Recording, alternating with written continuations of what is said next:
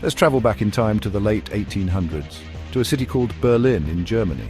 Between November 1884 and February 1885, something really important happened there. It was called the Berlin Conference. Basically, a bunch of European countries got together and decided to divide up Africa among themselves. Can you imagine that?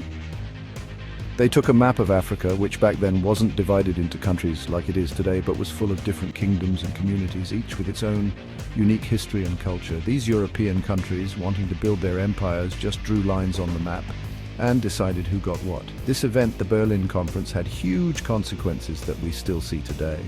Before this conference, Europeans were mostly just hanging out on the coasts of Africa, trading and setting up small settlements. But then they discovered lots of valuable resources further inland, like gold and diamonds. Plus, these European countries were competing with each other to be the most powerful. So they all wanted a piece of Africa. This competition was getting dangerous, and they were worried it would lead to wars between them. So a German leader named Otto von Bismarck decided to organize this Berlin Conference. The idea was to set some rules for how they would take control of Africa. They said it was to avoid fighting and make things organized, but guess what? They didn't invite any African leaders. They treated Africa like a pie to be sliced up, not a place with its own people and leaders. So why did this Berlin Conference happen? Well, a few things were going on. First, Europe was becoming more industrialized. Factories needed resources like rubber and timber from Africa to make things. Each country wanted the most resources to become the richest and most powerful. Also, remember the slave trade? It had been outlawed earlier in the 1800s. While this was a good thing, it meant that European countries needed to find new ways to make money from Africa.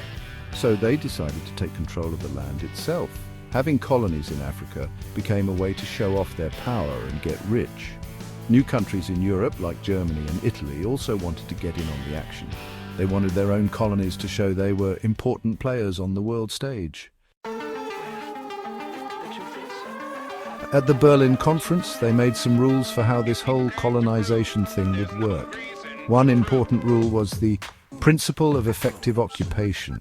This meant a European country could only claim land in Africa if they could actually control it.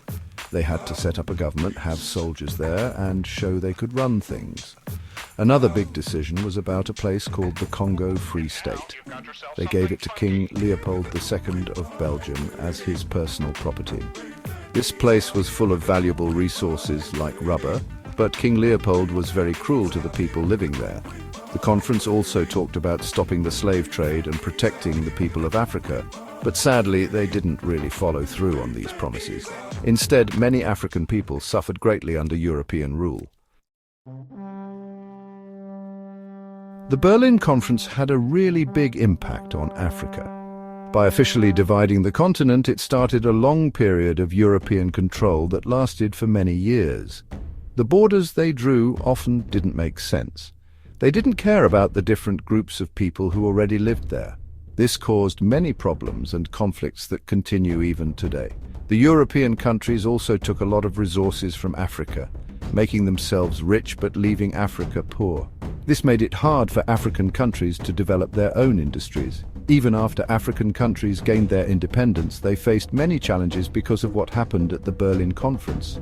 The borders, the economic problems, and the conflicts are all reminders of this difficult time in history.